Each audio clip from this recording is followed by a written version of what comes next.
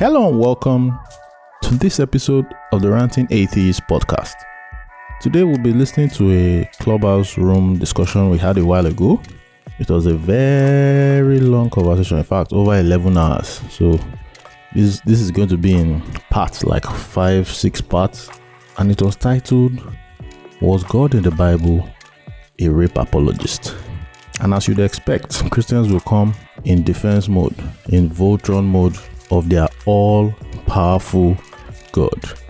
There was gbasgbos, since it was our own room, the mods were atheists, even though the Christians tried to say, hey, let Christians be mods, so they just want, Christians, the supremacy could just jump out. We didn't give them chance to have their way, as usual. But it was really interesting to just see Christians come from different angles to just deny things that are flat out right there in their Bible. And it is so sad. It is so sad to see people choose their religion over their humanity. But it's all good. So please subscribe, Apple, Spotify, Google, YouTube, whatever you get podcasts from. Please get them there. Subscribe. So now let's go and listen to the conversation we had a little while ago.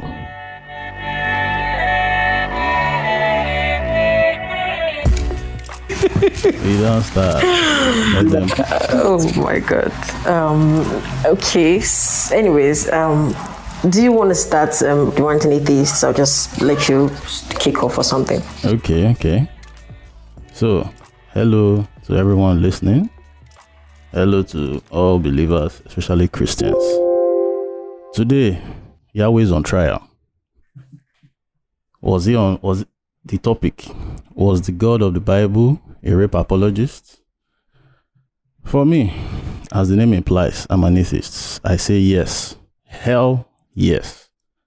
And I will start with the Bible and read a few scriptures so that it will not be like, say, you're an atheist, what do you know about the Bible? Yes, I was a former Christian and all these things, but then the Bible, which I did not know, but discovering them now, I can now see that yes, the God of the Bible was a rape apologist, or is a rape apologist, since in the heads of Christians, he's still alive. So we begin with, Deuteronomy chapter 22. And the verses in particular are 28 and 29, but I'll read from 25. So that you can get the context, Christians like to always call context. There's always context when the optics look bad. But when they say God is love, we don't need context for that. When we say John 3:16, there's no context for that. So to avoid any context. They don't need context for that one. To avoid any context, let me read a little bit, like 3 extra verses. So, Deuteronomy 22, I'm starting from 25, hopefully end by 29. But if out in the country a man happens to meet a young woman pledged to be married and rapes her, only the man who has done this shall die. Do nothing to the woman. She has committed no sin deserving death. This case is like that of someone who attacks and murders a neighbor. For the man found the young woman out of the country, and though the betrothed woman screamed, there was no one to rescue her. Verse 28. If a man happens to meet a virgin who is not pledged to be married and rapes her and they are discovered, he shall pay her father 50 shekels of silver. He must marry the young woman, for he has violated her. He can never divorce her. These verses I read are beyond fucked up. And apologies to anyone who has gone through rape, and this whole room is a trigger warning on its own. So apologies to that, but we need to treat this fuck up of the God of the Bible. Because 25 says the rapist was killed because she was betrothed to a man. Meaning the rape was not a crime against the woman, but a crime against the man. The man who she was engaged to or betrothed to, or whatever the English you want to put it to. It was hurting the man. The rape hurt the man. It was an insult to the man's ego. But now, this one, the 28, verse 28, 29, this one was, it hurt the ego of the father, but to appease him, you need to pay the equivalent of 50 shekels. So this particular verses are just enough. More than there are other ones, but this is more than enough. So any Christian on ground should come and defend why the fuck this is going on in your Bible. Because I can easily say you are guilty by association if you believe the shit in this book. You are guilty by association. You are a co-rape apologist with your God. Because what the fuck is this? So who else wants to add? Because I have some other scriptures. I would like to. Yeah, thank you. 1 second, Damola. Thank you. So again, it's going to be like an open conversation. Okay, I'm going to try and stay very neutral, as the mod or something, although I have like my own content.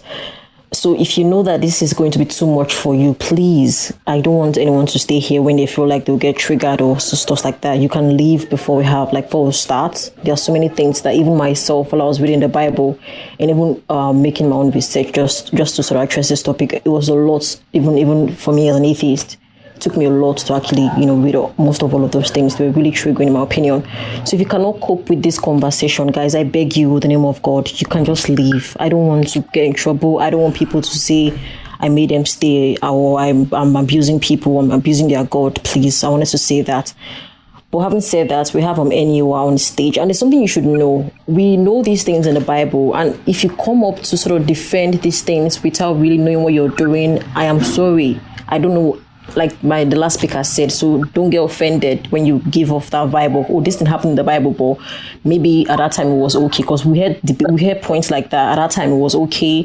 The context of time, I don't know if the women there were complaining or not. They will tell you things like, you cannot use then to judge now, and I don't know if rape that happened then or rape that happened now is actually different. I'm not even sure. But these are the things that we'll talk about today. Another thing is also, people make another argument saying that the Bible was actually influenced by God, but at the same time, they tell you it was not God's word directly, that these were men based on what happened at that time. So we would actually address those things also, because I had to do some readings to, I got a proper understanding of the whole thing. So that's where we'll start from. And also, if you have like any points to debunk what the last speaker said, or if you have verses to counter what he said. But let's take any word and we'll go to Damola, then Gonka. We'll go like that. Anyway, are you there? No, let Damola go. Damola, please go ahead. Okay, thank you for having me. Interesting topic. For me, I don't feel offended. I think it's fine if people have questions. I'm sorry, your audio is like really messy. Could you probably? Okay, let me reconnect. I'll come back. Okay. Should we wait for you to take another speaker? Yeah, take another speaker. I'll just okay. Mr. Bonka, are you there? Hi, Tobore. Can you hear me? Yeah. Yes, I can. Please go ahead. Mm-hmm. Yes, I don't get involved in gospels, but I love interesting topics like this because I noticed that religion has a way of inciting emotions, but people don't kind of use logic. Was God in the Bible a rape apologist? I'll say it's more than that. God in the Bible did not believe that women had, he didn't believe that women had rights. He didn't believe that women had feelings. He didn't believe that women had emotions. So whatever is done to a woman is maybe you're doing it to an object without life, without they were tools that he used to pass messages. And I'm going to give some examples. First of all, start from the book of the laws. I'm going to get the verse out. I don't have it here. I was looking for it. I didn't know it would get to me so fast. But there's a part in the laws that he gave to the Jewish people that if you rape a woman and she's a virgin, then you have to marry her, without seriously considering if a woman would actually want to spend the rest of her life with a man that raped her. Right. So, and that's a slap on the wrist for a man that did something like that, something very serious and offensive like that. And then guess what? If a man and a woman were having a fight and the woman as much as touches the man's genital, then she must be stoned to death. So when you see those parallels, you would understand that he was very gender centered in the way he reasoned things. Because a man rapes a woman. So for instance, let's say I like a woman and I've been trying to ask her out. She's a virgin and she's refusing me. She doesn't like me. I just have to find a way to rape her, and then lo and behold, she becomes my wife. But if a woman is fighting with me and she touches my genital in any way, then she's stoned to death. Those are interesting parallels, and those are things that I've always struggled with. Now, let me give two other instances. You remember that there was a guy in the Bible. His name was Judah. He had three sons. The first son died, and the wife did not have a child. So he handed over to the second one. So, but the law then was that any child that came out of that issue will become the child of the firstborn. So every time he was having Uncle Lumarin, are you a Christian? I'm sorry, but anytime he was having an affair with the woman, he did not plant his seed in her because he didn't want the child to go to the senior brother, and then God struck him dead. So Judah now said, okay, this lady that is just causing the death of everybody, all my sons, go and stay with your people. I'll come for you when I need you. So she had to go and stay with her people, but she's not allowed to come back, and she's not allowed to come back and marry anybody she wants. She has to wait until Judah decides what to do with her. That is how much an independence of a woman was taken from her because of those laws. Now, let me give another example of Bathsheba. You remember that David saw her by the pool, and he slept with her, and then arranged to have her husband killed. Guess what? At the end of the day, this woman became the mother of Solomon, the person who would inherit the king. So of all the wives and of all the kings, of all the kids that David had, this was the guy that was allowed to be. Now, this was God's punishment to David. God said because of what he did in secret, he's going to allow him to be punished openly. So as she slept with that woman in secretly, right? All his wives will be slept with and violated openly. So the question is, why should they be the ones to suffer for David's sin? And of course, the prophecy was fulfilled when Absalom took over the throne and he went on the rooftop and was sleeping with all of David's wives. So this woman had nothing to do with what David did. They were not the ones that told David to sleep with that woman, but they got the punishment of being violated. And then when David came back and took the throne, he had them locked away, and he never touched them again. He never allowed anybody to touch them again. Those are very interesting observations that I noticed. And in wrapping up, okay, let me stop here so that I don't rattle the boat too much. But I want you to know that it's not really rape apologist. It's just that he does not feel like women should be given those kind of rights to have an identity, to have a mind of their own. And by the way, it's not only the Bible. It's both Abrahamic religions that have that mindset. So I use the mic here. Thanks. Yeah. Who is that? Okay. Yes, it's not only the Bible, but the Bible is the one on the chopping block today.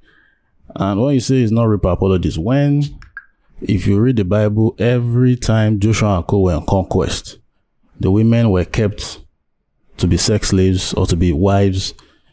Do you get that? Even when you marry somebody that killed your brother, your father. So, I was going to go into that. So saying the God of the Bible is not a rape apologist, what do you now call that? When rape is also a weapon of war that they use, which even let me see now.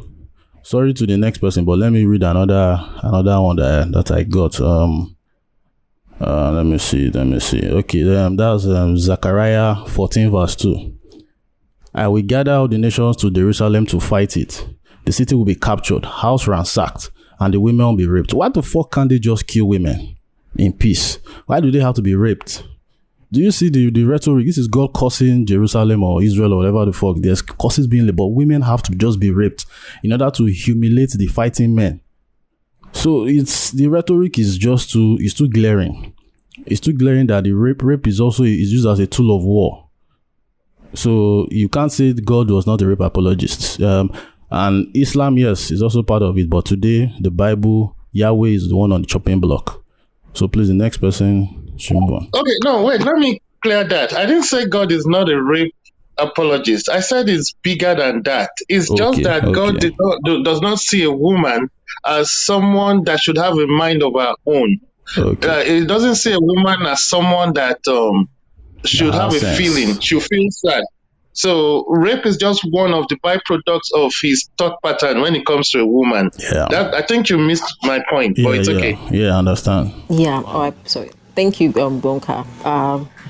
Again, contrary opinions are welcome. Like, we're not saying it's going to be like a one-sided conversation. Like I've said before, if you have issues with the topic, you can leave because I don't want trouble. So let's go. Damola, if you're back or Damola or Enyiwa.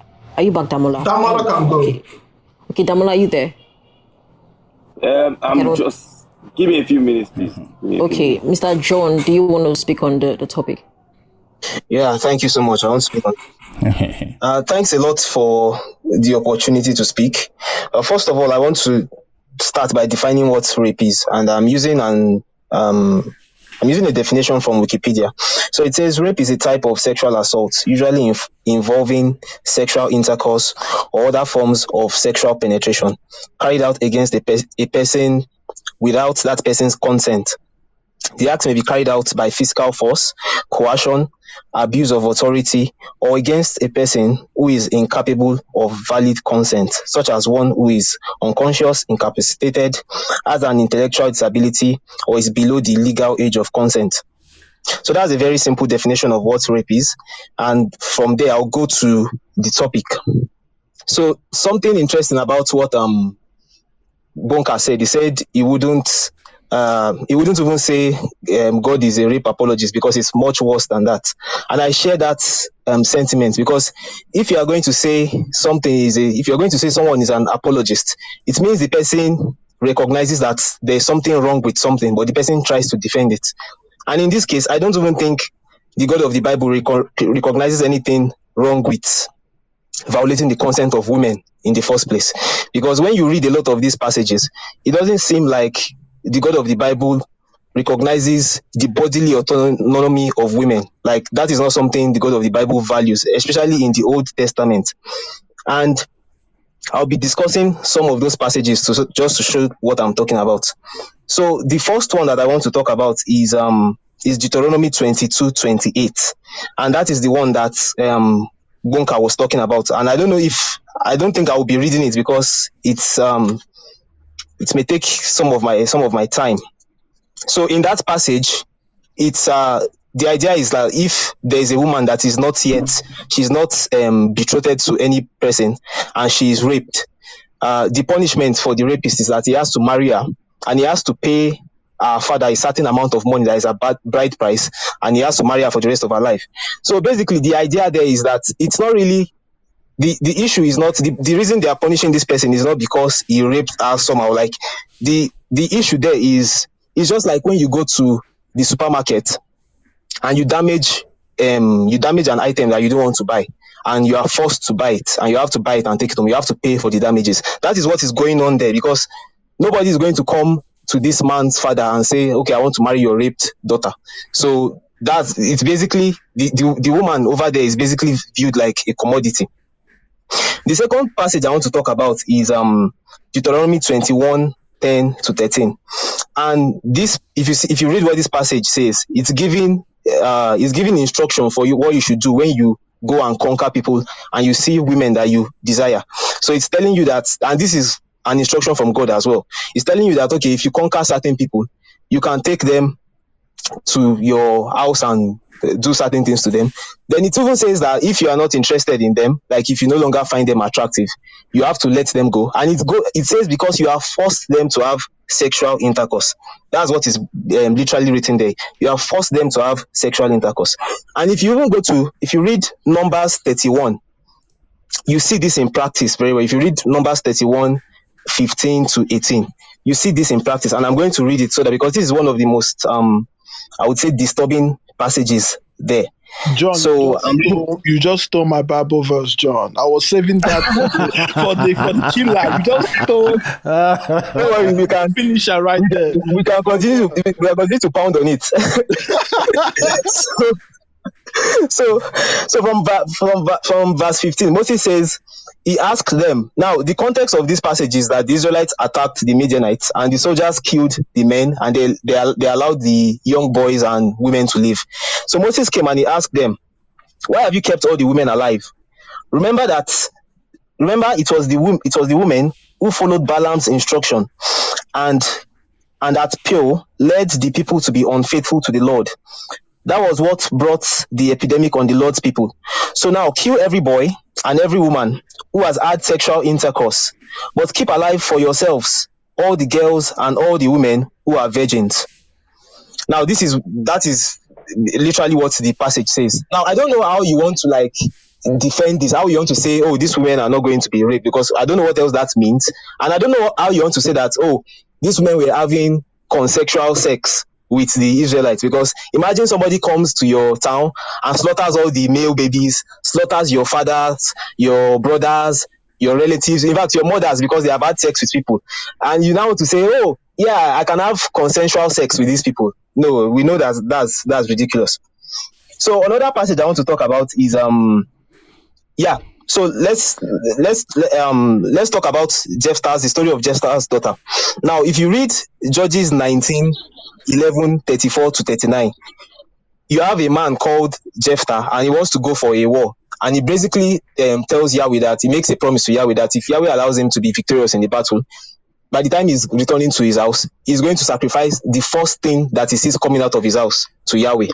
And if you read the story, he's successful in the battle, and when he's coming back to his house, he finds his daughter coming out. Now, he has to sacrifice his daughter as a burnt sacrifice, according to the story. And if you read, I think that is what he ends up doing. Though some people argue that no, he didn't do that. He just had to dedicate her to a sort of service to the Lord or something. I don't want to make the argument. What I simply want to say is that you can see that in this story, there's nothing like his daughter's consent is not something that is bothered about.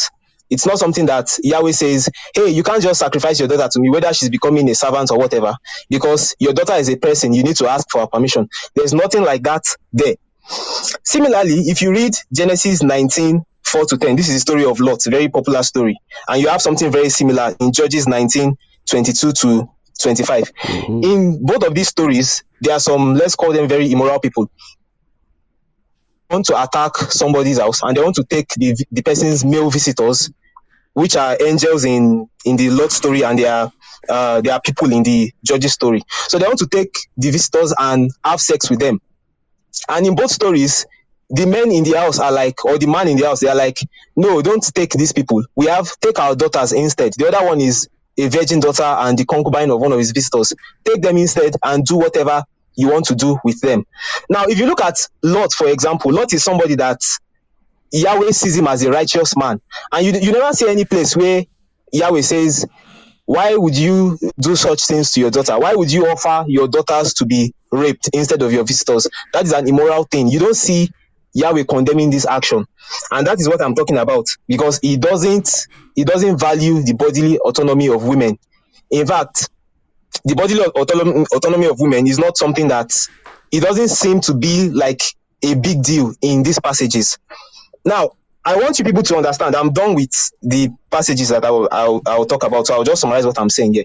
I want you guys to understand that I personally am an atheist. I'm not a Christian, I'm not a Muslim, I'm not a Jew. I don't believe that there is a God that exists out there or whatever. I believe that these texts are products of their time and culture. And that is why, what do we have when human beings believe in a God? They project their culture and morals and all these things onto that God. And that's why you have a God that doesn't care about the bodily autonomy of women. Because, of course, the people writing these texts don't care about the bodily autonomy of women. You understand? So I'm not saying I believe that there was a God out there who was a misogynist or blah, blah, blah. This is the view that I am expressing. Now, but if you are coming with the belief that, oh, you believe that the Bible is the literal word of God, everything in the Bible is inspired, everything in the Bible is true, then I don't see, like, this is what you literally have to say about your God. Like, there is no escaping this route. Or you would have to say that, oh, yeah, God is real, but the Bible does record some certain errors about him. That's the options that you have. I'll rest my case here. Thank you for allowing me to speak. I am not happy with John. I am not happy with John. Thank you. Why? You don't use all the scriptures now, okay? You don't use Don't everything say now. all of them at once. You forgive us more, John. No, all those Ezekiel passages still there. New Testament still they say, but Yeah, New Testament there too. Guys, can we just? I'm sorry, we're not attacking anybody. We're just focusing on the Bible. So it's not like it's all attacking Christians this afternoon. So I was told that this conversation might get very interesting. So let me put on replays. I don't know if that's okay. If you're on stage and you feel like I should turn on replays, please just flash your mic, because this is a conversation that we should listen to. Okay, everyone is saying yes, apparently. Yeah. Oh, yeah, perfect. Thank you very much, Mr. John. The next speaker. Okay, so someone wants to ask a question. Sorry, Shmo, you wanted to ask a question. Do you want to direct your question to someone in particular? Are you there, Shmo? I'm here. Could I move turn off his mic, please? Thank you. I'm sorry. Based on the John's statement, because John obviously started his submission with a definition for rape, and it just made me think about something. And obviously, being a simpleton like I am, and being unable to actually comprehend the Bible, I just would like to know if consent is a important factor in terms of how you respect a woman, how would people describe the Immaculate Conception? good one. That's another Pandora's box, I beg. That's another one there. But I think once we get deep into the conversation, I think we'll not handle that one. But I think this one is just like introduction to the topic. Okay. Yeah. Man, small, you just came and carried my point. What's happening here? Well, guys, I'm not seeing a lot of Christians on stage. This is a safe space. Well, I guess. Come, we no be chisome zone be this, I beg. They talk down. Oh yeah. But can I say something? Anyone. Mm-hmm. Okay, so after me, anyone else can go. I just want to say that I don't think God. First of all, I'm a Satanist. So, and we are. Because I don't understand what that means. Glory to Satan. His love is abundant. So, if anybody wants to join Satanist movement, DM me and I'll put you on. Yes. So, I don't believe God is a rape apologist. No, I believe God himself is a rapist. Oh my God, anyone, please. Holy fuck. Yeah, he is. Wow. Okay, go on. Sorry. Yeah, and I can, if you want, I could put you verses in the Bible where God actually raped a woman. Oh my God. Okay. So, help us. Yeah. Mm-hmm. And that comes to the Immaculate Conception. That is actual rape. That is what rape is. The Immaculate Conception is rape. Because we know, first of all, I don't believe that Jesus Christ ever existed, right? There is no historical records of the existence of Jesus. That is verifiable. So, but let us just say, for the sake of this conversation, we do agree that Jesus Christ existed as a being, as a human being, as an entity. We know, according to the historical events of the time, that Mary, at that point in time, would be anywhere between 12 to 14. 12 to 14. That is how old she's likely going to be. Oh, the oldest she could have ever been is 14 years. Youngest could be anything. But we like to use a safe estimate of 12 to 14 years. And then an immortal being that has been in existence since the dawn of time. And an entity that will never cease to exist decided to impregnate a 12-year-old. Isn't that not rape? What else are you going to call it? Statutory if not rape. And Christians will come and vibe and say, oh, she consented by saying, let your will be done in my life.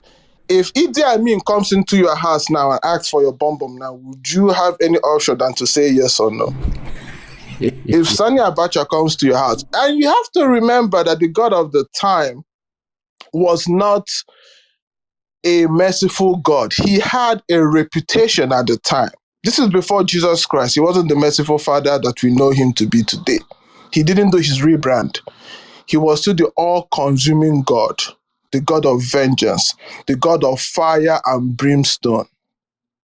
So tell me, what power did a 12-year-old girl have to say no to an all-vengeful God, an all-consuming God, an immortal God?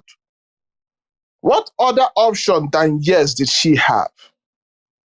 And an all-being, an omnipotent God, and an omniscient God that knows all things would know that the power dynamics between a 12-year-old and an immortal being is too much for such a thing to happen. But yet, your loving God decided to impregnate a 12-year-old. What if she had VVF? We know was even talking about the health of Mary at that point. So please and please, we know that God, and people might actually want to say this, that there was no physical intercourse. I don't give a hoot how it happened, but how bodily autonomy was violated and something was planted inside of her. That is rape.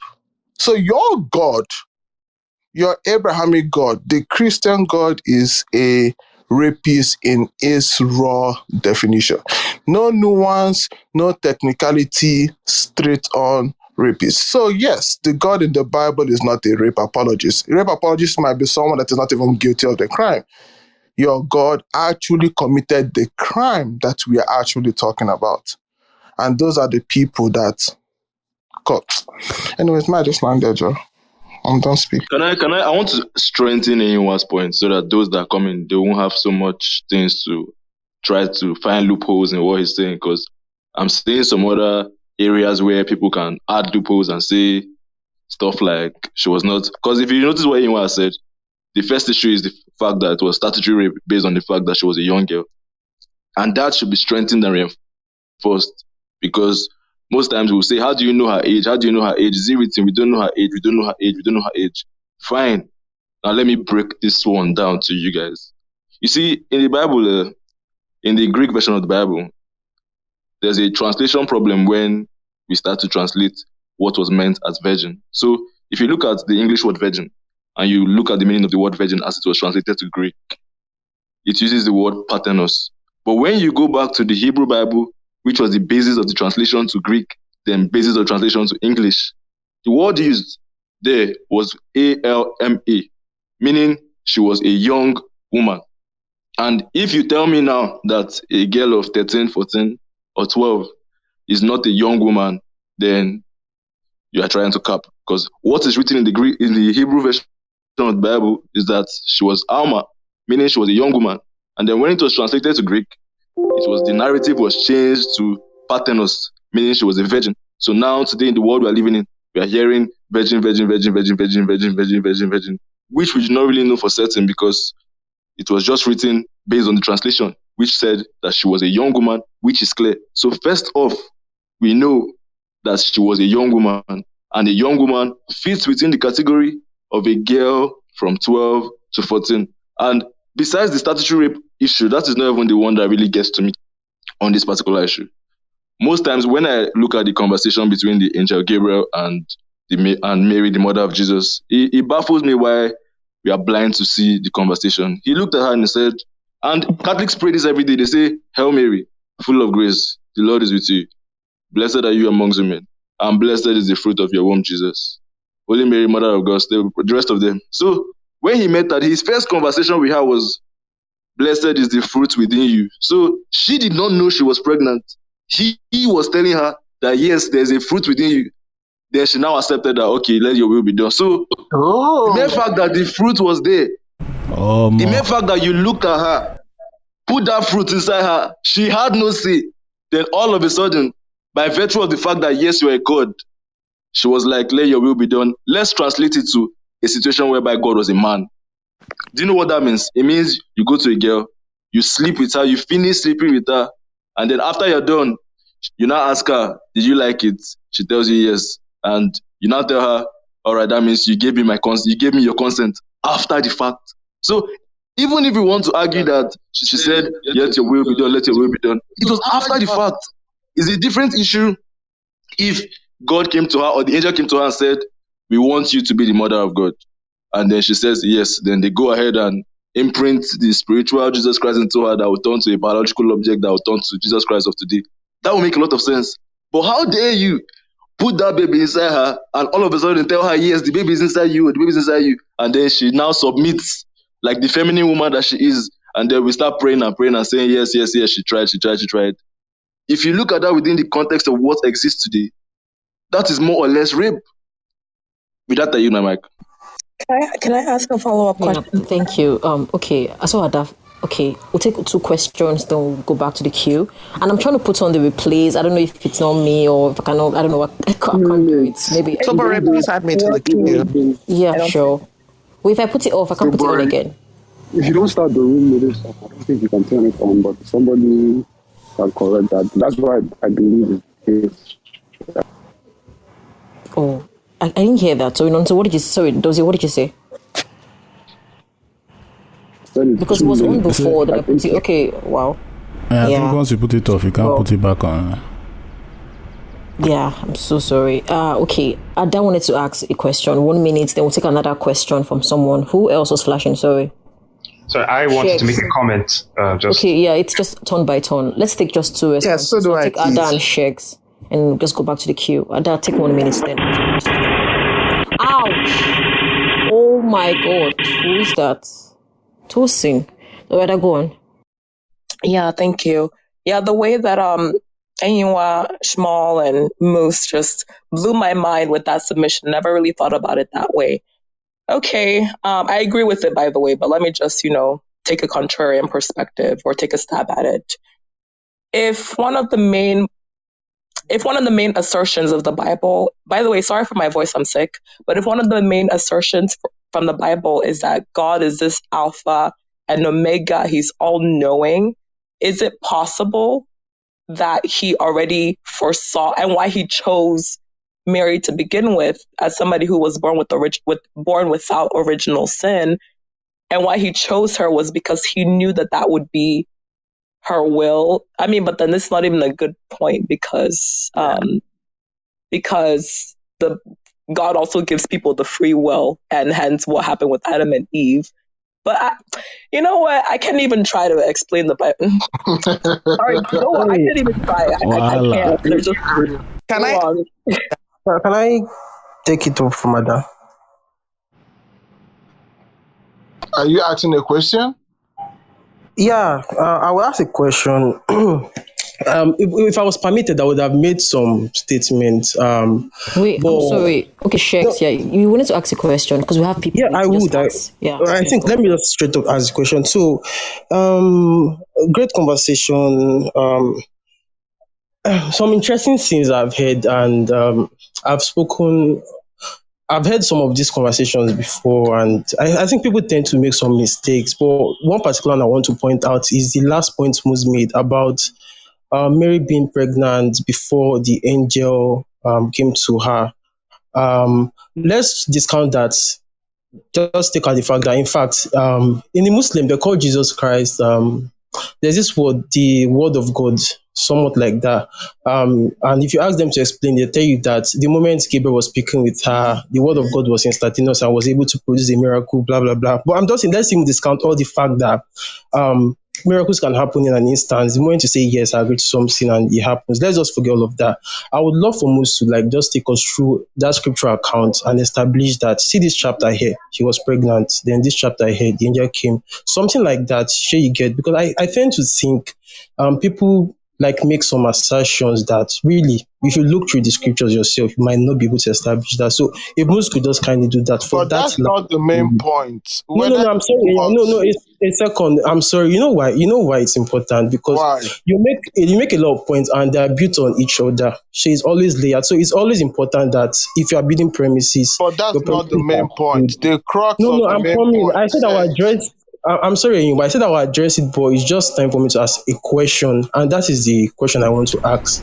Because okay. Okay. again, it's tying to other things I will point out how if you don't go to the scripture and look at the account yourself, there are stories and you don't think of Checks, this. we have heard what So, you're saying. so that's for those moves. When it's my turn, I will just address and that. And I have low battery, like 16%, but I just hope I'm able to speak before I run out of juice. So, for anyone that is going to ask any question on that issue, you have to understand that whether it was pre or after doesn't matter.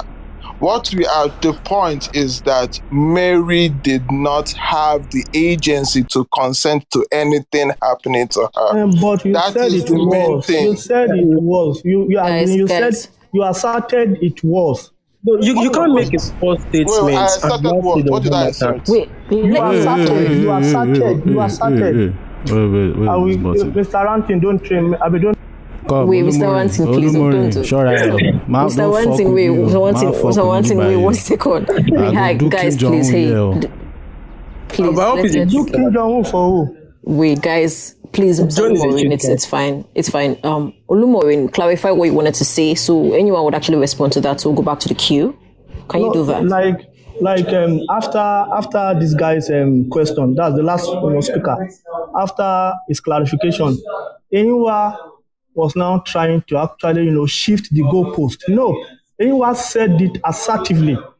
He said, it was after after Mary was pregnant. That was when God came and told her that she was pregnant. Please let us give original biblical account rather than really love assertions. Assertions will not be allowed. Sorry, a second, Olumori. The reason why this is important again is that I will show some accounts where we have run with stories that were not actually so. So that's why I just like to put this kind of premise down. So I like to always refer to the Bible and we'll just look at what it says, and it sort of makes the argument easier. Okay. So can I talk now? In your 1 second, sorry. Damola, please, can I make a comment? Aggressively, 1 second, sorry. Damola, just 30 seconds. You wanted to ask a question, so anyone responds, don't go back to the queue. And I'll give Sheiks Which preference because Damola? of There are time. two Damolas on stage. It was you. Were you flashing? I think I saw. Oh, me? Flashing. Yeah, I just wanted to take a stab at Ada's question. Stab at Ada's stab, basically. So Ada made a point to remind people that maybe God was, because God is all-knowing, God knew that she was going to accept or she was going to consent. What you basically stated is the classic problem of evil, where even if that was the case, that God was all-knowing enough to know that she can consent, then God cannot be kind, not benevolent, because God was basically all-knowing enough to rape a child. If that makes any sense. You cannot say God is good. Yes, God is, as you said, God is all-knowing, but you cannot at the same time say God is good, because if God is good, God would not have impregnated a child without her explicit, or no, actually, even with consent, would not have raped a child, right? And for people that are arguing biblical context, can I just say that the Bible, as you know it today, has been translated, has had so many influence over time that you cannot say, oh, let's give accurate biblical account, because the Bible itself, it's not accurate in any way, shape, or form. So it's basically a bunch of adults arguing a comic book, in my opinion. So yeah, but I would like to be added to the queue to make a point later. Hey, my atheist friends. Zachary, Ranting and Inewa, it's nice to see you again. Oh, okay. This is Zach speaking. I won't be long. I promise I won't be long. No. Is there a queue? That was slick. That was so slick. That was beautiful. Yeah, that's what he does. Like Thank you. I appreciate it. Yeah. May so I anyone respond? No, Zach, you have to queue. Zachary, please. Okay, that's so fine. you take anyone. Anyone, 30 seconds response. Then we have to go back to the queue, please. Sure. Yes. Also, Tobore, I just want to, Fadina, I'll back channel you, Tobore. So, Damola with orange shirts. Beautiful point, because that's what I wanted to say when Ada was making her point. But I think Ada recognized it and decided to, like, you know what, there's no need taking a stab at it. So if God is omniscient, he should know that what he's doing was rape before he actually did it, knowing that him being an omniscient God. That is just simple. He should have known that impregnating a 12-year-old is wrong. He should have known that. And consent cannot be given by a 12-year-old, even if she was 100. Even if the woman was 150, she can still consent to an immortal being. Because there is, for consent to be given, you have to understand that there has to be equal power dynamic between both parties. That is how consent works. You cannot consent from a place of duress. You can't consent from a place of subjugation. The relationship between us and God is that of master and slave. So it's impossible for a human to consent to having sex with a God, no matter the age. It's just that simple. Can I take like 10 seconds? 10 seconds. Ada, do you want to wait? Okay, I give you 2 seconds just to say something, and we'll have to go back to the queue, please. Yeah, absolutely. So, but then the whole age thing that's being emphasized for Mary, that wasn't peculiar to her though. Like, didn't the majority of people in the Bible get married and have kids in their, not that it's right, in their teens, and then people, barring the people who lived to like post 100, they died pretty young as well in their 30s, right? Sorry, can I quickly respond to that? Age, though, the fact that please, let's follow the queue. Okay, there's a queue. There's a queue. Damola, have you said something before? Okay, sorry, one second, please. Do you want to say something? Sorry, I saw you. Yeah. Is this like my 30 seconds or my submission? Okay. Damola, have you submitted before? This is the first time. No, I haven't. Okay, it's your turn now. Then, yeah, it's your turn. Then I think we have none. So go on, Damola. Maybe like 3 minutes again, because of a lot of people have not spoken. Okay, thank you. Okay, so I'll start with the parts that anyone they are trying to push down. The whole God is a rapist. It's quite silly to me, in my opinion. Why? Okay, so if you understand the Bible, you understand that for there to be justice, there has to be a choice. So if people do not have a choice, then it's oppression, and that's what the devil does. So if you don't agree, or you're a Christian and you believe that there's a God, and the biblical God is a God of justice. So if you come to the point of, you can't just use one point to say, this is what I think. If you go to the point of Mary and say, so the Bible says that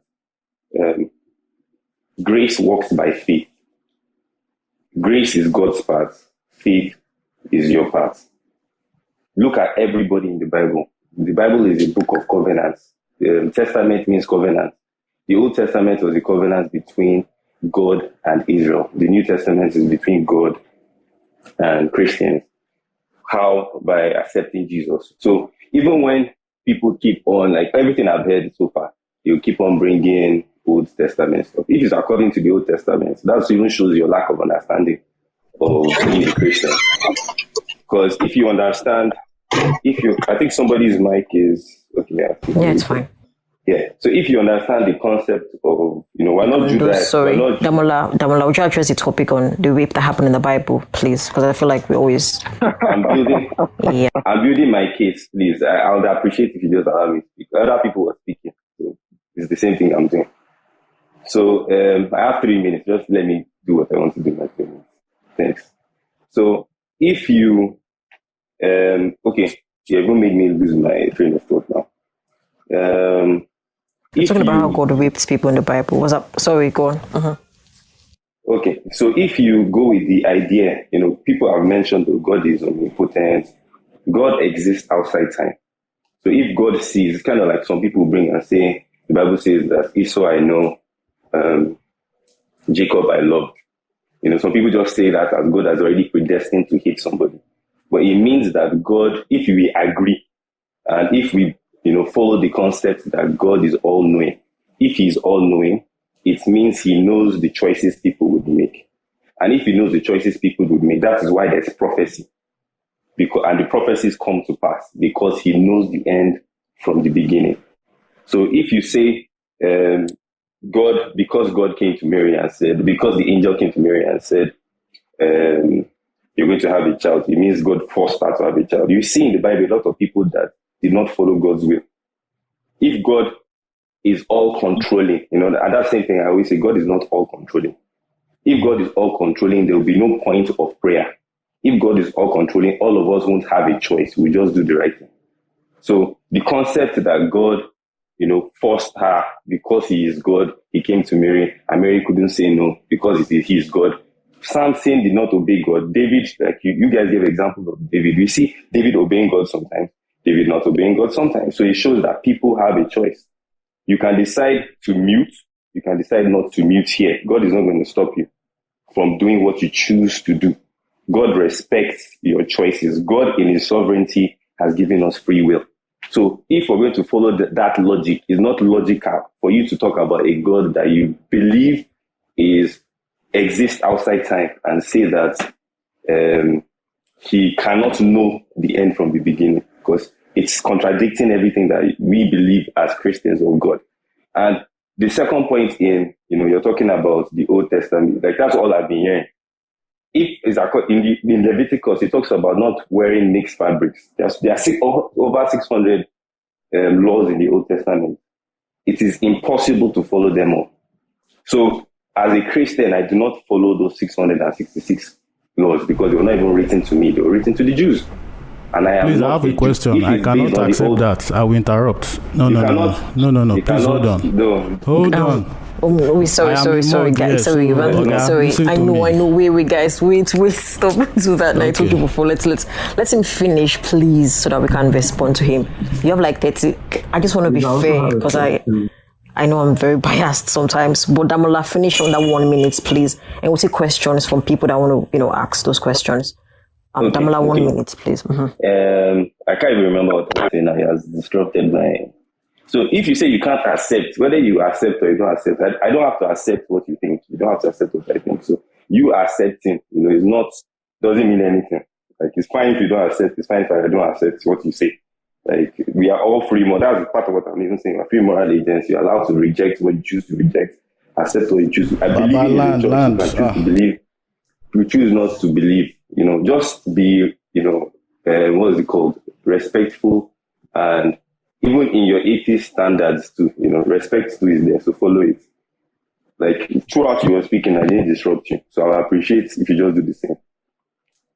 So, just to conclude, before I'll because there are a lot of stuff that I've been saying here that doesn't make sense, but you guys will keep on bringing it, so I'll be here. I don't mind spending the day here. So I'll just end with that. I still have time. When I have a chance to speak again, then I'll come up. Thank you. Okay, can I have to say something? Yes, please. Yes, let me make this clear.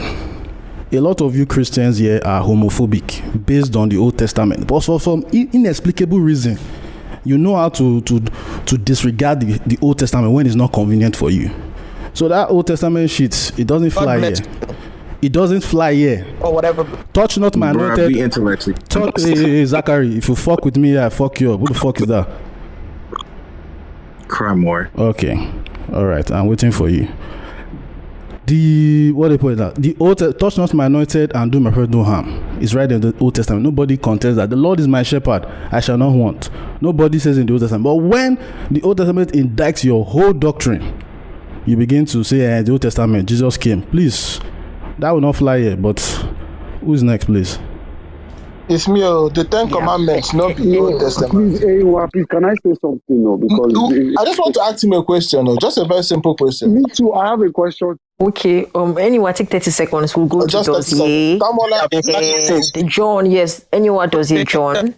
Okay. And Damola, sure, 4 of you. Okay. Anyone Dossier, John, Damola. So Damola with the hoodie. I knew you were going to do all these things you did before you spoke. Where was I? So, No, but so it's What is this hate? so you'd go after now. It's giving me a lot of hate for Christians. Why did you pass me? Nobody cares about No, so afterwards can we you keep go. this Sorry, guys. conversation going, please? Yes, hold I'm on. sorry. Anyway, I've responded 30 seconds. Only more 30 calm down, you would speak. So, Yeah. Damola, let me ask you a question. Would you approach a 16-year-old for sexual favors? Yes or no? Damola with the accent. Would you approach a 12-year-old for sexual favors? Yes or no? Definitely not. Why? I don't approach anybody until I'm married to the person. Okay. Would you approach a 16-year-old for marriage? It's illegal in the country we live in, so no. No, because it's illegal. Yeah. So if we're in the society, So if it was legal, you would. Our great grandparents married at that age. So Okay. You So are a now- product of it. Okay. And I am a product of it. Yeah, and you would do it, right? That's what you're saying. I won't do it because it is, things have changed. I asked a yes or no question. I didn't. Would you marry a 16-year-old girl or not? That's the question. It's just a simple question. And the answer is no. I've said that. You wouldn't, but you are okay with your God impregnating a 12-year-old. My God didn't impregnate any 12-year-old. He didn't. So What does impregnation mean? What does Apologetic gymnastics don't start. Oh my God. I rest my case. I'm done speaking. Thank God. We don't know what it means to get pregnant again. Let's move on. Sorry, it's okay. Let's go to Dossier 30 seconds. I just have a quick question, because the thing is, I wish we would go to the point where we can just agree about this free will thing. Because you guys are bringing this up as if the Christian God is not the creator. He created everything. So whatever is happening here is because God created it that way. So we can at least agree that we don't have free will according to beg, come on for you, Jerry. of God. Please now, let's stop being dishonest. Thank you. Okay, thank you, Dossier. Damola would go orange shirt. Damola. So are you Wait, there, is Damola? this as a to respond? Sorry, guys. Wait, to respond to the other Damola. Just I don't get a response to the other Damola because what he said was bullshit. But I would like to be added to the queue though. Yeah, sure. Okay, I need to respond to something. Yeah, it's what Damola. See, guys, we're responding to it's PTL, so we're responding to Damola. Can I respond to Damola? Okay, is it? Ranting, I've been blinking my mic since Damola. John, I forgot. I'm sorry, John, I forgot. Sorry, John, take 30 seconds. John, your mic is loud, though. 30 seconds, John. Okay, Damola, you said something. You said everybody's bringing up the Old Testament. That's quite interesting because I was the one that spoke first, and I was the one that brought up majorly Old Testament passages. Now, you say that's the Old Testament. You don't follow that anymore. That doesn't really rebut what we are saying here, because what we are speaking about here is the nature of your God. I'm sure you believe that there are concepts of right and wrong, and you believe that right and wrong flows from your God. You believe that God is all good. So you don't believe that God can give a command that is immoral. Now, when we go to the Old Testament, this is the problem we have. It's not about whether you want to follow it or not. It is that God gives certain commands that we do consider as immoral today. I'm sure that you wouldn't think it is when Boko Haram go and slaughter people and they take the virgins there and they have sex with them. I don't think you would say that is something that is moral, or when you wouldn't say that it is moral for you to attack people and kill their children, regardless of what these people have done. Now, when you have your God himself that you believe that is all good, you have him giving these commands in your holy text that you believe that is divinely inspired or whatever. You can't come and just say that no, I don't follow that. It doesn't address what we are saying, whether you follow it or not. If you like, if you pick the Gospels alone and say that's only what you follow, it doesn't address what we are talking about, and that's just my response to what you said. Thank you. Yes. Okay. Thank you. No more responses because we have people that want to. But thank you, guys. Damola, later I'll let you respond again. But if I know, sorry, is this Sheks? Has battery issues. Sheks, are you there? Let Sheks pray for more battery now. He's got it. You went to church? No, I said I went to a wedding, so I've been gying since morning. Oh, okay. Just make 3 minutes submission so people can. Yeah. Okay, yes. Thank you very much. With 3 minutes, I have a lot of things to actually You said your address. battery is low now, Shex. No. Yeah, I'm just saying. I'm speaking with the 3 minutes, but I just want to say Okay. that I would have addressed some other things, but I would just instead address these other things because of the time. I think it's more straightforward and easier too. So I will just address some things that John raised. Jephthah and Lot. I think those are the two I will just speak about. I think first of all is to say that it's true that there's genocide in the Bible. When you read some of those stories or a number of them, you see some of those things that I don't think any Christian should defend. It's not necessary, Not despicable in necessary. itself to do that. I often draw parallels with this story. For instance, so this is how I work with my reasoning. If you want to get into my head, so if you had asked me that there was a case where Elijah called down fire for people and they got burnt, and you asked me what my take on that story would have been, I would have given you my perspective, and you conclude that that is the kind of God I worship. But then when you now go to Matthew and you see the case where Jesus was trying to get through Samaria, and he could not get through because people they prevented him, and disciples now say, okay, let's call down fire on these people just like Elijah did. Then he told them that no, you guys are wrong. That is not the kind of spirit you are of. So when you marry those two perspectives, you get to get that kind of difference in opinion, which a Christian will naturally navigate to and say, okay, I will tend to stay with Jesus. But that aside, on Jephthah, Jephthah's case is very funny and unique. It's just like the case where today I sell my father's house, I sell my mother's properties, and I take it to church and give to a pastor and tell the pastor that I'm giving this to God. And then I end up, because of my stupid decision, being broke or homeless or jobless or whatever. And let's say that is recorded down. Some years down the line, someone can pick up that account and say, God instructed me to do so. But it's not necessarily so, because if you look at the book of 2 Kings, about Ahaz, the Bible said that he made his sons pass through fire, which was abominable in the sight of God. Similarly condemning that kind of activity which Jephthah engaged in. So throughout that Jephthah story, it's just like a one-sided narrative, like a descriptive story. It does not really tell you if it's right or wrong, but tells you what happened as if it's an historical account. Although from the author's perspective, he might have thought, well, this is a lesson people would have picked from, but it does not really show you God's own thoughts about that issue. About Lot, if you read the story of Lot and Abraham very well, you would tend to think that Lot actually was favored by God because he was related to Abraham, not because God really liked the guy himself. Although that's not true, but that's the impression you get. For instance, the angels that went to tell Sarah that she would give birth to a child were the same angels that went down to Sodom and Gomorrah and ended up destroying that place, according to that account, which I have a different theory of. But the angels told Abraham initially that they were going up somewhere and they were going to destroy Sodom and Gomorrah. Then Abraham realized that he had a cousin there and told those guys that, okay, please, if you find so number of righteous people, will you still destroy it? And the guy said, no, I will still destroy it. Then he kept bargaining and bringing the number down until he arrived at 10. Thereafter, those guys now left for Sodom and Gomorrah and they met Lot and dragged Lot out of the city before it was destroyed. So you don't get to, if you read that perspective, you don't get to think that those guys really thought that of his own Lot was a great guy. So when he offered his daughters to be raped or his daughter has consensual sex with him and all of that, is the Bible endorsing it? There are a number of things I would have gone into scriptures, but I think my 3 minutes is up. So that's just broadly speaking without being too technical. Shex, do you want to take one extra minute? Because I have like another, just take 1 more minute and make up your point. Okay, that's fine. So I tell people, when Lot brought out his daughters for them to be raped by those men, it was not a custom that is rooted in Bible, but actually in ancient tradition of hospitality.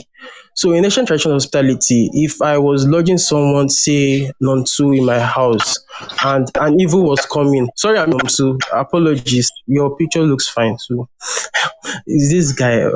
So if there was an evil coming to Nonsu in my house, I would rather myself was put in harm's way. I'm not saying it's right for him to have given up his daughters. No, you understand me.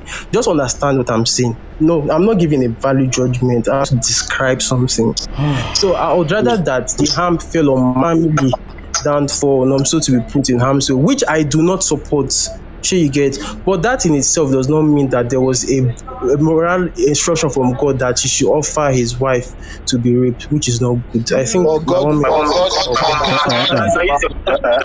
Hold on. whoever is asking the question. Hold on, Shakes. This is the problem with what you just said. That love story is the anchor of every homophobic person on this room that is under the sound of my voice. Many Christians, homophobia is anchored on the story of Lot. So if you are going to your argument is beyond weak, you know. I'm sorry, Shakes, has to meet you. It's beyond weak. It cannot fly. So it's better you just let it die. Just rest there. It cannot work. Say ancient tradition, whatever. It cannot work. Could it work? So just let it go. The funny thing is among all the arguments. You're really echoing. Sorry, just. All the arguments that people have brought, everybody's what do you call it, hammering on Mary. Understandable. You can try and argue that. But if you want to come and bring the story of Lot, well, Lot offered his daughters, and those guys rejected it. But if you now go to Judges 19, which shows the lack of creativity of the Holy Spirit, it's the same story, different parallels. They just took one or two things. They successfully raped the woman that was offered. Then now cut her body and shed round. So you can't. Oh God, please God, that's very true. I'm sorry. That story is very true. Let's not reference to Judges because it kills me every time I read that. These people are carrying and they come here and whip their morality dicks up and down. It's irritating. Also, Ranting. Remember Lazarus' daughters also raped their father, and God kept quiet about it as well. Was it Lazarus or Lot? Sorry, Lot's daughters also raped him. So. And no one. Can I quickly say something? Okay, guys. Wait, 1 second. Sorry. Okay. And if you want to respond to the last speaker, I'll take just three people. Let's see. Nobody. Moose and I want to take like people that have not said anything before. I see Ifedolapo. Please, I'll take you because your mic is like echoing. Adebukola, girls are like not speaking much. So Moose, Ifedolapo. What about me? Adebukola. Who's that? I have not spoken. Yeah, there's a picture. Yeah, let's just take those three responses. To the last speaker, we're not making any new submissions here. So can I speak as well? I'm sorry, I took only three people, the first three people I saw. So Moose, Adebukola, and Ifedolapo. Moose, just take 30 seconds, please. No, I want to give submission. When is time for submission now? Okay, it's PTL. So I think Adebukola, do you want to respond or you want to make a submission? Please, I wanted to respond to Shakes because he talked about my points, like something very important. Please. This is just an atheist echo chamber. Yeah, guys, I want to I've been getting. If you're a Christian. I'm a Christian, actually. Okay, let's take Christian, a proud Christian. She's an echo chamber. That's sad. That's very sad. To be part of being, that's sad, but it's fine.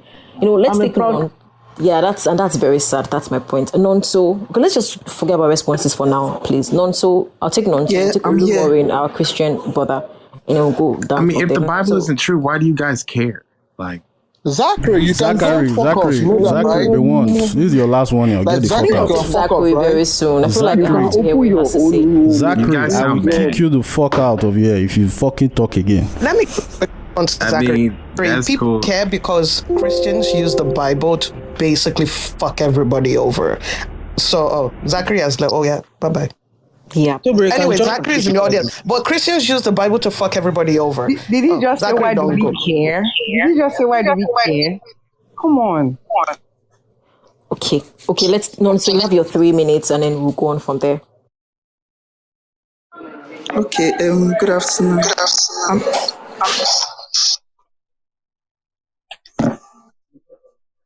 Is it me or Shakes? Shakes' mic is on. Yeah, we said Shakes. Yeah, so first thing I want to say is, I can't wait for you to have a black badge. Shakes, why? No, so stop. It's not me. It's not me. I'm even. Oh my God. Not to go on. Sorry. Yeah. Then, secondly, because since you like violence, I would like to Shakes, why? Chance to speak. My phone is malfunctioning. Let me move you to the audience, please, because of. Yeah, sorry, my phone is malfunctioning. I'm so sorry. Okay, cool. No. All right. Okay, no, I'm so sorry. Did you hear what I said, Tobori? but I don't know what you're saying. I said I want to give my turn to Damola because I love listening to him speak. Wow. We can't. Damola, sorry. No, which one? Damola with the Damola that causes converse. That is the whole Damola up. Okay, I don't think Damola is still here. I will not be Damola now in Jesus' name. Okay, Damola, do you want to use 3 minutes to say something? Do I want to use also 3 minutes? Yeah, he gave you his time. Okay, thank you. No, so I'm not happy you guys picked off Zachary though, because people have been interjecting, and when he, I'm sorry, just got a call. But yeah, I was saying that I don't think you guys should have picked off Zachary. Let me just talk now. Ranting Atheist, I beg. Okay, so there's something that talking about homophobic, like I heard some people mention it, that the Bible is homophobic, all this kind of stuff. The truth is, it's as simple as this. The Bible is against sin. All sin. We don't determine what sin is. God does, according to the Bible. So unfortunately, whether it's fornication, whether it's homosexuality, whether it's lying, whether it's stealing, sin, according to the Bible, is sin. So I can't. Is rape a sin? You're homophobic. Just land. So don't come and dance. You're homophobic. Your opinion doesn't matter. You're homophobic. Your opinion doesn't matter. The fuck. You're allowed to say what you want to say. Like I'm not surprised. That's what you feel. You're free. But what I'll just say is just allow people to speak. When you're speaking, I don't. When you're talking trash, I don't allow you. Let me get that clear. So don't worry, am I going to be allowed to speak, or is this guy just going to keep doing it? Okay, I thought it was a statement. Can I have the rest of them? It's not matter of sensitivity, it's just being respectful now. If he's not going to allow me to speak, what's the point? You don't deserve respect if you're homophobic. Let him get that clear. If it's not a safe space, then let people live in get it. If you're not happy, This is the Christianophobia for me. It's the Christianophobia for me. This is not a problem. Ranting, what is your fucking problem? This is not an issue of... Okay, guys, wait, guys, 1 second. Guys, wait. No, guys, let me address something. Wait, Olumorin, don't Ranting Atheist, just 1 second, please. I know it's not easy. Even myself, I had to pray before I opened this space. No, it's easy. It's easy. Just be honest. But we have to be. Apparently, I don't even know. So let's let people speak, no matter what they are saying. Yes, you say it's a safe space. Don't worry, let them just talk. I would ensure that it's safe. So if not, then forget it. It's a safe space. People will talk. Yes, I will talk to my co-mod and I'll tell him to, we'll talk about this whole thing. So please. This is so fine.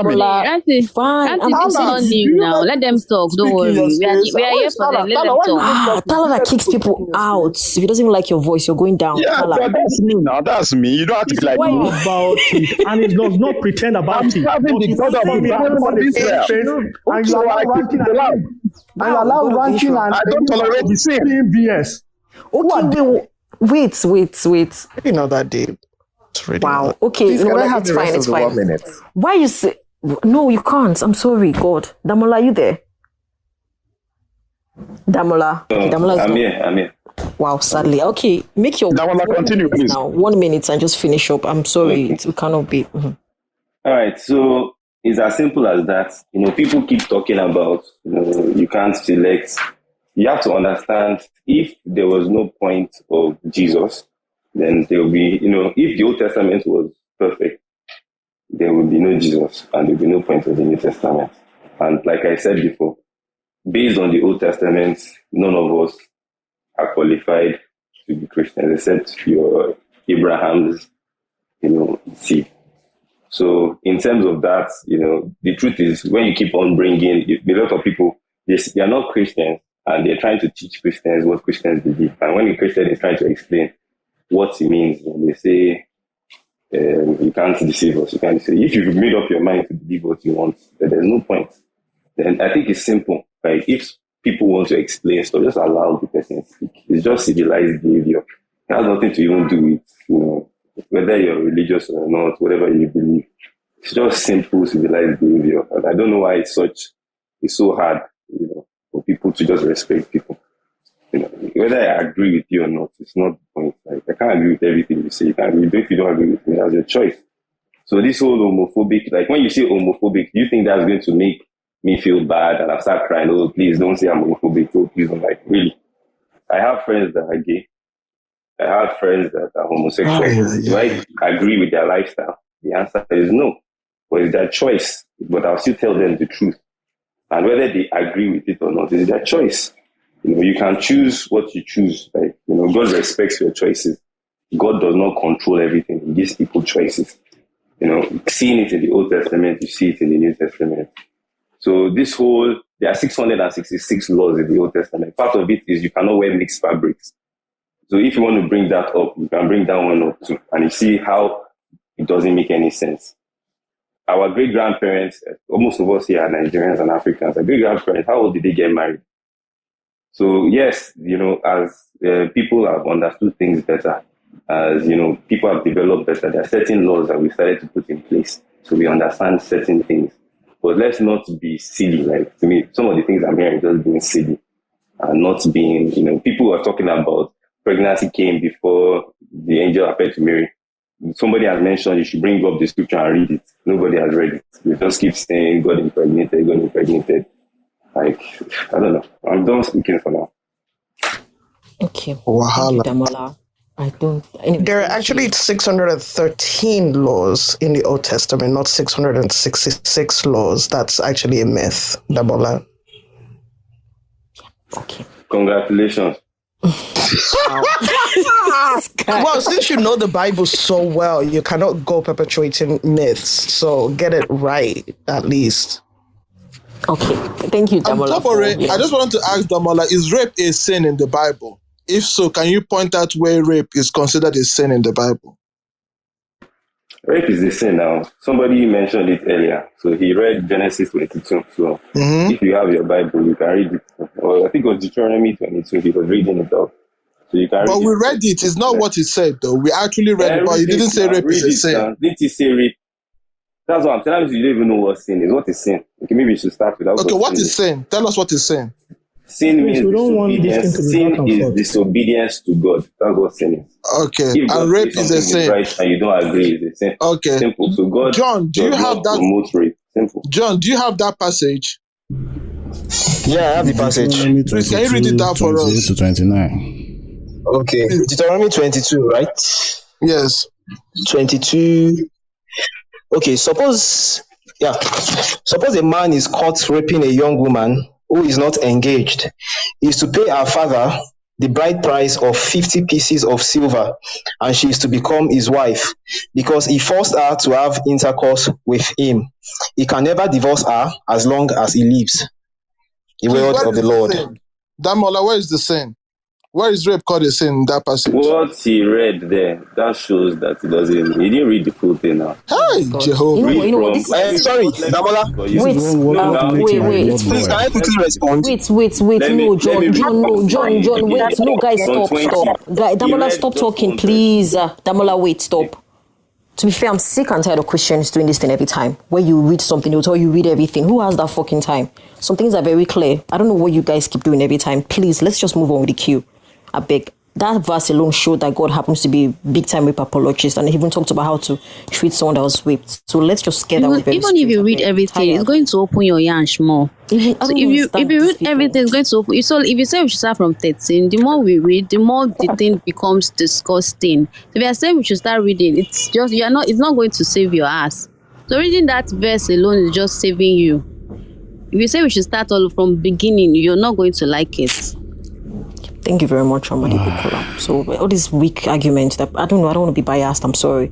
So the next person is may God save us. So Olumo. Yes, thank you, Tobore. Thank you, everybody laughing. Thank you, everybody, for being in this room, and thank you for giving me the opportunity to do my submission. You have only 3 minutes. Yes, I know. I might not even use up to that, Seth. To start with, I will say, I'm a proud Christian. I profess Jesus Christ as my Lord and personal Savior. And I live my life by, biblical principles, biblical, teachings.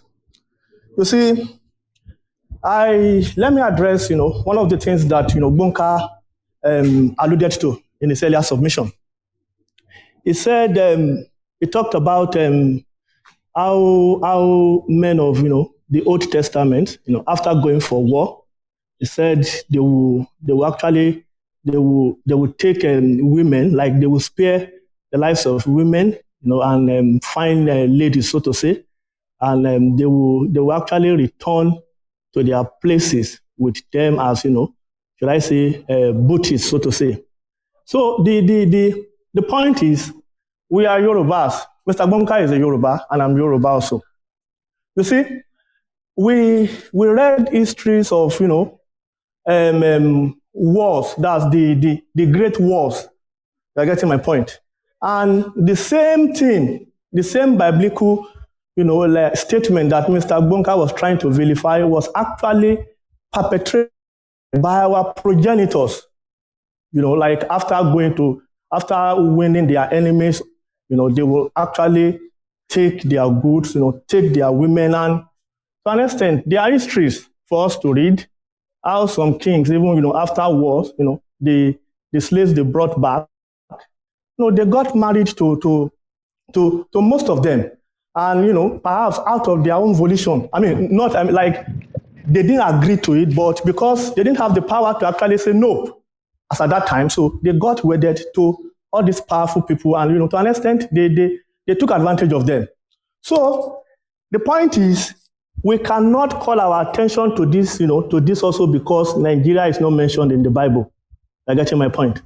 And some of us have grandparents or grandmothers, so to say, and we can actually attest to the fact that most of them got wedded to their, to their husbands at age 16, 17, 15, or thereabout. And as at that time, they had no right. They had no right with respect to who to marry and who not to marry. Their parents will have a formal agreement with the parents of their husband to be. And that settled the whole of the matter. When it was time for marriage, they would just carry your load, take your load, you are going to your husband's house. It happened in Nigeria. But because Nigeria is not mentioned in the Bible at any point, or was not mentioned in the Bible at any given point, we think, we can actually, concocted, some dangerous narratives or, vilifying narratives, like narratives to actually vilify Christianity. Come on. Believe whatever you want to believe. I've not come here to actually tell you, whether God is an apologist of rape or not. I've not come here to do that. But I've come here to tell you guys that, some of the things that you guys are actually pinpointing or addressing or discussing from the Bible actually happened here in Nigeria. They happened in Nigeria here. So, and also, you guys have got to understand the fact that times and seasons, so to say, they are different. So you're getting my point? You can't say the Nigeria of the 21st century, that's the Nigeria of the 21st century. You can't compare it to the Nigeria of the 19th century or the 18th century. No, you can't do that. Doing that will just amount to the fact that, you are lazy. You are a lazy person. Or like you are just someone who is looking for some, validation. Please, anyone, keep your dirty mouth shut. You are not a moderator. So the point is, anybody, you can be atheist. That is none of my business. You can be, agnostic. That is none of my business. But my own is, live your life. Let me live my life. And for people, maybe if you make your submission, many of you in this room are fond of tagging people homophobes. And it is very wrong. As a Christian, as a believer, please, just give me that second. As a believer, I do not agree with homosexuality, but if that is what you want to do, I live peacefully with you and I have no business with you. I'm not your God, I'm not your creator. Correct. Yes. So the point is, if you want to live your life you want to the way you want to live it, but you are a good Christian. To conclude, I am a Christian, a proud one, and I am unapologetic about it. Thank you. Hallelujah, Can I Mashiach. ask him a question? But did you even address guys, wait, guys, Everybody hold wait, on, guys, hold on. guys, I one just wanna ask a second, please. question. One second. Wait, guys, 1 second. Did Olimo hear me? Yes. Did he address the question at all? I don't know if he talked No, about it. we're just So being I don't trash. think we should respond to him. We're just saying rubbish. Please, There's no point. probably the days here should be having a logical conversation. Hold on, please. No, I don't trust Christians. I'm sorry. Can I ask him I a don't question? trust Why should a Christians. Christian be a mod? If you want to do your own room, open your own room. Christians cannot be a mod. You can't. This is not a safe space for Christians. Hey guys, Ranting Atheist, sorry, Ranting Atheist, you wanted to respond to. Yes. Okay, guys, I don't understand. How is an atheist space now? Who is saying? Even if it's an atheist space, Christians why cannot Christians be open your own? moderators. If you I don't like it, try me a I'm river. sorry, I don't trust Christians. Try me a fucking river. If you don't, Kala, if you you don't make like it. okay. If you Christians Ranting cannot be Atheist, if you want to mods. I do not respond, trust them. Am I going to be allowed to talk? you would I go want to just talk. turn by turn. Yeah, Ranting I want to Atheist would talk. respond. Yeah. If you want to respond, still flash your mic to the last speaker. So I'll take. Wait, hold on. Tobore. Tobore, tell them not to ask me questions because Olumori, you don't have to answer anything. Hold on. I will not reply to any fucking question. I will answer questions. I fucking worry apologist. What do I expect from you? Hallelujah, Mashiach. Why put this up in this stage? Anyone? Hold on. Everybody hold on. See how we're going to do this, right? Everybody hold on. This is what is going to happen, right? Everybody hold on. What Olumorin said is not what an exchange. Let's just wipe that from our memory. It never He happened. said we should not ask him questions. Please address that. What is he doing here if he doesn't want to ask questions? Hallelujah to the Lamb of God. Adebukola, he is just here for decoration. Forget that he The is reason here. why we need to answer it, Move people on. are listening. People are listening. Someone. Yeah, we are all up there. Are We need people to here. So address this is how that we're going issue. to. The nonsense he said. So Okay. who is 1 that? second. So wait, guys. Let me finish what I'm trying I to will say. burn you with dragon fire. Who is that? Wait, everybody, please hold on. So this is how we're going to. Everybody, let's just go through everybody. Responses will drag the time. Not every submission deserves a response. So if somebody goes, if we must have a response, let it be just one person and the person give a question or a response so that we could clear the stage first. And then we'll now go back. We are still in the second row, and we have been in this room for like almost 45 minutes. We're still in the second row. So let's just get everybody, and then responses will just limit to one person if that initial submission actually even deserves a response in the first place. Like, we are not going to give time to someone like a decoration like Olomarin to respond to.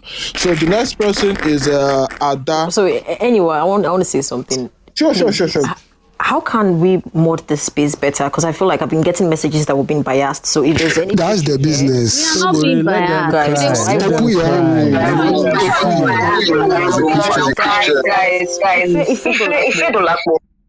Tobore, can I answer that? Sorry. A good Christian should understand I bias. want a Christian too, because I feel like No, don't do that. No, because Tobore, don't answer anybody's DMs. You guys stop disturbing Tobore. If you don't like it, open your own room. They should just get out. Christians are obsessed with power. This is I don't what they understand. do. They are Yes, obsessed with and it is Christian will unfair. be a mod We are here, not so in for that. better rest. You don't try, don't do, better rest. All right, let's go with the queue. The next person is Ada. Get used to being the minority. Guys, I'm not. Wait.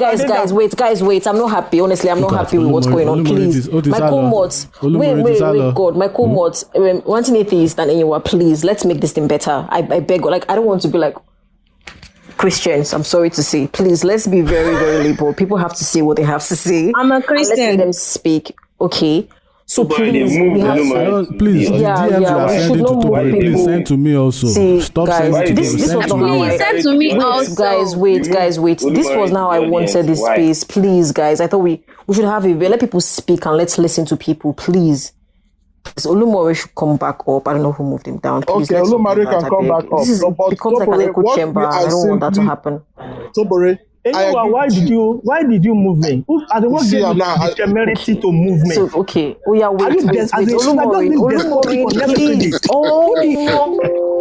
Guys, this is not an echo chamber. Wait, anyone, and let's start giving us. Can I just mod this space? Let's just go on with the queue like that, one by one, please. And I'll take like two. We have to interact. I don't want to just speak and go. 2 responses to each speaker, 30 seconds each. Each person speaks for 3 minutes to get 2 responses. That's how it will be. So the next person that would go would be Ada. Yeah, Ada, you have like 3 minutes, and I'll take 2 responses. That's all, please. Ada, you there? Yeah, I am. Again, pardon my voice. I'm sick. Anyways, yeah, I don't believe in dignifying nonsense, so I just move on and keep my mouth shut and forget about it. But anyways, unfortunately, I can't really respond to the topic of the room. I haven't read the Bible front and back to be able to know all the specifics. That being said, I grew up in a very, very conservative Catholic home. I currently am irreligious. I don't... The Bible, simply put, does not, and Christianity does not align with my social and political views. Moreover, in my opinion, it's a deeply flawed and misogynistic text that reduces women to subhumans and other groups of people to subhumans. And with that being said, I don't think as a feminist, as somebody who wants to envision a world where we're all equal and can peacefully coexist, that the Bible or religion, my Christian background, is compatible or in alignment with that. And so I get so confused when people try to twist themselves in the pretzel to try to, support how Bible favors women or how Bible favors this and that. Like, well, what's the point of that? It clearly does not. And then also I get very, very confused when even religious people or Christians make the argument that, times were different back then, that just because people were marrying at 12 years old, blah, blah, blah, like things are different. It's like, but you guys like weaponize the Bible all the time. You say it's a timeless book. You say it's the word of God. Yeah, when it comes to like other scenarios where it's being painted in a bad light as it should be, you're like, oh, times are different and this and that. So like for me, the most annoying thing is the cherry picking of it all. People, they could be fornicators, they could be doing this and that. And yet in other scenarios, they're like, we should uphold the Bible. This is the word of God. Like whenever it suits people, it's perfectly fine. But for such scenarios in which it doesn't suit them, they remember that they're sinners. All that to say is, I think for those of us who are in my same shoes, who, are trying to make sense of, what's the history behind our creation? Like, how do we explain our existence? How do we explain ourselves as spiritual beings, yet are not finding that solution in Christianity or the Bible? Let's just listen. I'm going to sit back and absorb what is being said. I think there's been a lot of interesting conversation thus far, but for me personally, the Bible or Christianity does not really align or serve my own belief and value system. So I'll leave it there.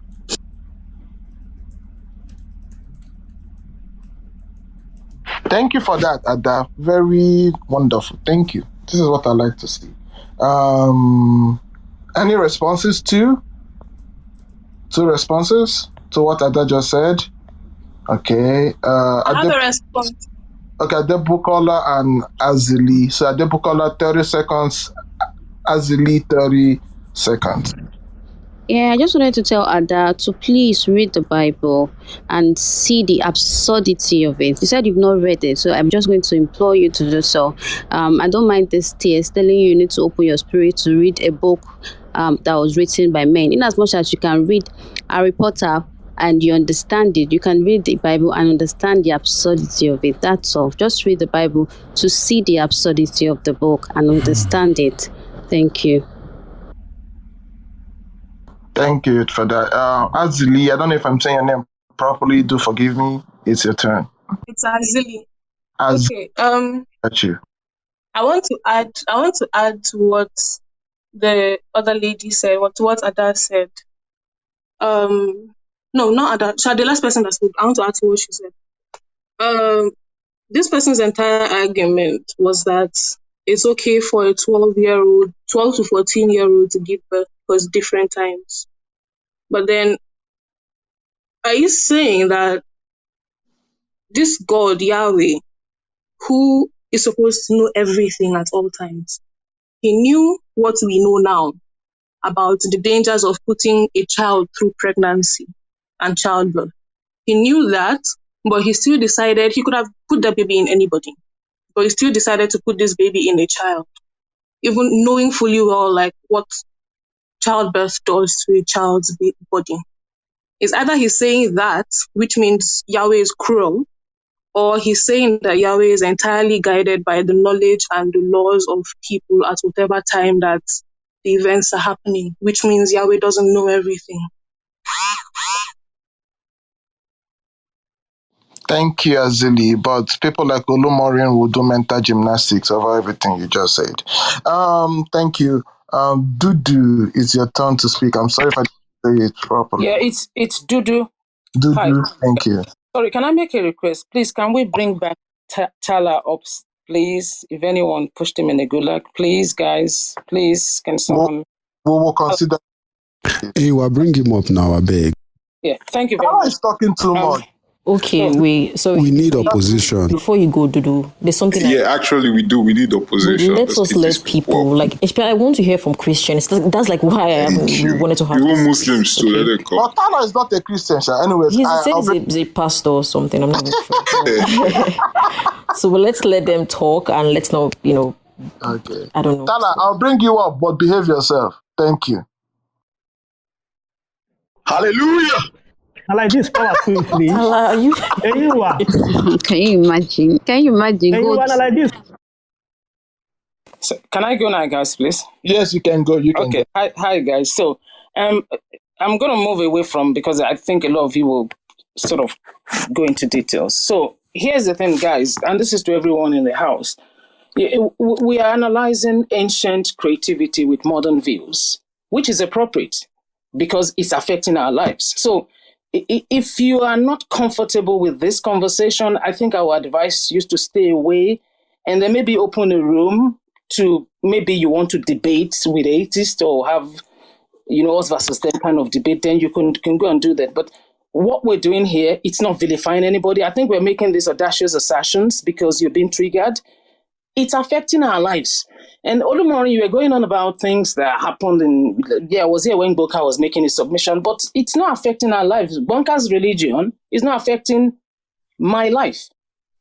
People are just consumers, pure consumers in Nigeria now. It's affecting our lives. It's affecting the way we think. It's affecting the way we're bringing up kids. We're asking kids to raise up their hands in church. It's affecting us. That's why we're having this conversation. So please, we really need to sort of elevate our reasoning. And if we can't do it, just get out, because we need to have this conversation. It's affecting our lives. So now let me make my point. Okay, so I started with analyzing ancient creativity with our modern view. So I'm going to take an example of this series, Orange is the New Black. So when I came into the room, I think John was talking and some people were quoting things in the Bible. Do you honestly believe that some Absalom guy shagged somebody's wife on a rooftop? Do you actually honestly believe that, really? And we're going on about these things that people are just creative about it. So let me go back to the Orange is the New Black book. So it's a book, some memoir. And then the producer just went and mixed it up and make it more exciting to return value. And it did return the value. A lot of people are excited about it. And see, some of these things in this text you're going on about is just creativity. So you need to really relax, and stop making an argument. Stop making an argument for something you were not there. And the thing doesn't have anything to do with you. It's got to do with, Middle East people. You understand? You're going on about this thing. Can we try to start looking at it from this aspect? But you can't stop us from having these conversations, because I don't think people are here to, I will beg people to, ease on the satire and let's try and be objective. And this is why we are saying these things. It is affecting our lives. See, some people don't like talking to some Christians again about big projects because God is going to make an appearance. The God of some Abrahamic God is going to make an appearance. And you can't get by. It's affecting our lives. So please, this is just a general sort of caution. I'm agnostic. I'm not a Christian. I'm not a Muslim. I'm agnostic. I don't believe that there's anything in control of our world outside us. If we want to give Africa a chance and Black people a chance, we need to start having these conversations. So, will I want to say, was God in the Bible a rape apologist? Read the text, So, it's like Bonka said, he made a lot of submission. You see, let's just be objective about these things. Come, the one way, I'll be informal with this one, and this is just being informal. The one that gets to me most is the virgins. Some people get to the other side and get some virgins. What about the girls? What do we get? We don't get some hunks? I mean, maybe if if it's about getting excited about, heaven, at least I know I will get something. So anyway, that was just informal. Sorry, guys. That's my submission, and I'll just sit and listen and probably respond to something. But please, let's be a bit civil about this conversation, because we need this. And I don't think anyone is here to trigger or vilify another person. And I think we should just be open and let's talk about this thing. It's affecting our lives. We need to talk about it. Thank you, and well done, Tobere. Yes, thank you very much. Tobere, can I just say one thing real quick, if that's okay? To be 10 seconds. Alright, sure. Just fast, I beg. I beg to the Christians in the room. If you don't like the topic, just go to LEC. There's a club created for you guys. Just go there and talk. Because no, it's the truth. Just go there and air your views, and nobody's going to judge you. Just go there and speak. Go to LEC and speak on it, because you people are the same people that are on the same stage, going to that same stage, come and say, oh, the moderators have mental health issues, LGBT people. You want to open some LGBT conversations. Look, if you want to be bigoted, you want to carry your opinions, go to LEC, speak on the issue, speak on it, and nobody will judge you. So please, if you don't like this room, get the fuck out. And it's Catholic Hub to Catholic Hub. Thank you. Thank you very much, Dudu. So I want to hear I want to hear from Christians, to be fair. I'm a Christian. Can I speak? No, Tala, it's not your kind of Christian. I'm sorry, but let's. But okay, let's. You are afraid of the wrath of God. You should be. I'm just going according to yes, of course, that's what we'll do. But if you're a Christian, don't be scared. Please come and speak. I'm a Christian. I'm not scared. Let me talk. It's not your turn now. Please, we'll get to you very soon. This topic, This topic. That's okay. Anyone? Hand raising is up, Tobere. Should we put it on so that Christians will come in? I feel like a lot of people message me. They want to come. They message me, so I let them come up. That's not okay. But if you want to come up in the audience, message Tobere. Thank you. Yeah, and also there's a topic here. Okay, people that made submissions earlier, mainly the atheists. We gave you verses. They talked about books in the Bible and chapters that sort of justified or addressed or pointed out the fact that God happens to be. Some said he's a rapist. Some said he's a rape apologist. So if you're a Christian, you want to come speak. If you have verses to counter what was said, or you have your context to explain how it happened, or whatever you can speak. So let's focus on the topic. If God is a rape apologist or not, anyhow you want to tackle this stuff, it's fine. So, but John, you've been speaking for a while, so let's take people that have not said anything. Ziva Yala, I don't know. Are you there? Are you a Christian? I'm afraid I'm an atheist, but just hold on. Okay. I want to say, hold on. The guy before him. From a Christian. Wow. Sorry, Moose. I'm sorry, Moose. Sorry, I did not. Moose is supposed to go. Moose is also not a Christian, but it's fine. Hey, I'm not. So we have. I go to church. I go to church. They want Christian. A lot of non-Christians. Okay. So Moose, please come and make your submission. 3 minutes. Please. I'm sorry. Okay. Yeah. I want to quickly speak because what I'm going to say is going to. Okay. You know what, guys? When Moose finishes, I have to take an actual question because I have to. It has to be, it's too. Please put me after Moose. I beg you. Okay, fine. I'll take Moose and I'll take Tala. Then we'll go back to. Is here. I want to speak. I'll go after. Yeah.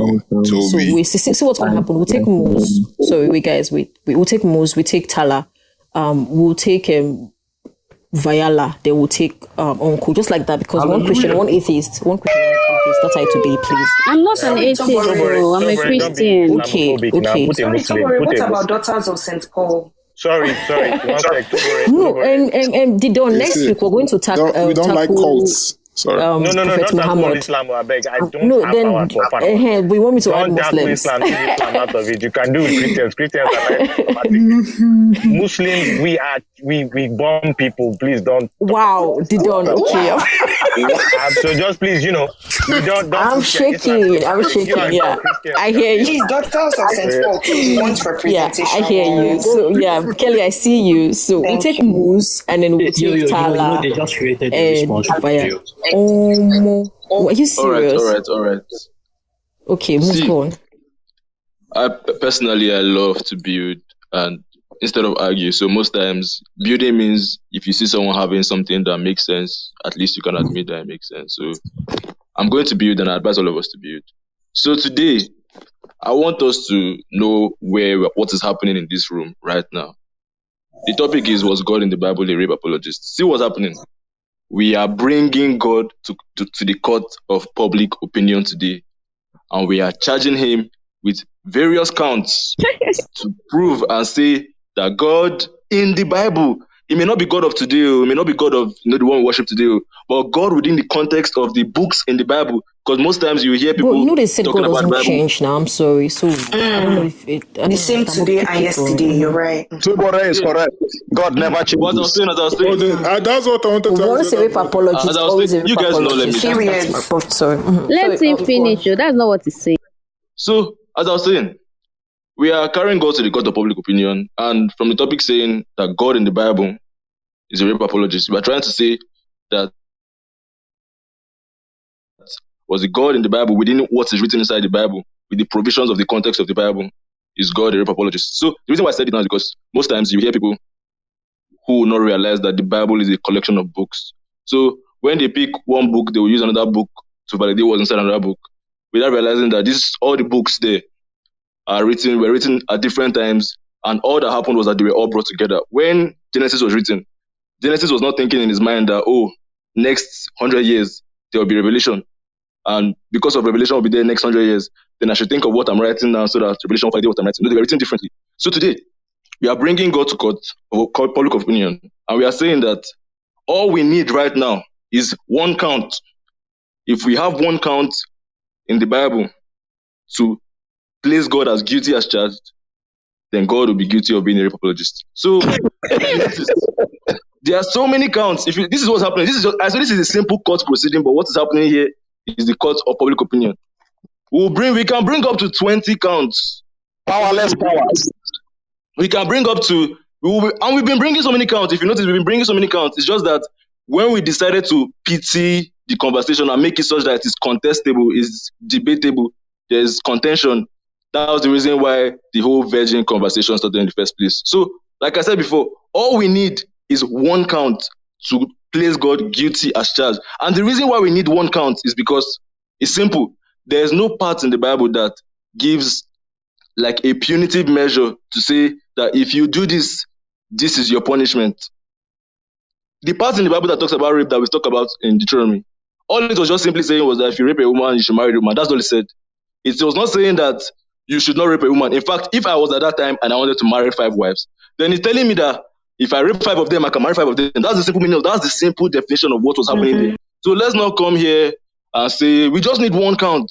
And back to what Shegs was saying. This is why I said I like to build. And when you build with somebody, you should admit when the person made a lot of sense. If you go back and look at the book of Luke chapter 1, if you go down from 29 down, when Luke was saying about the whole thing, about the whole necessity for consent and stuff like that, he had a very good point. Let's call it spade a spade. However, that is just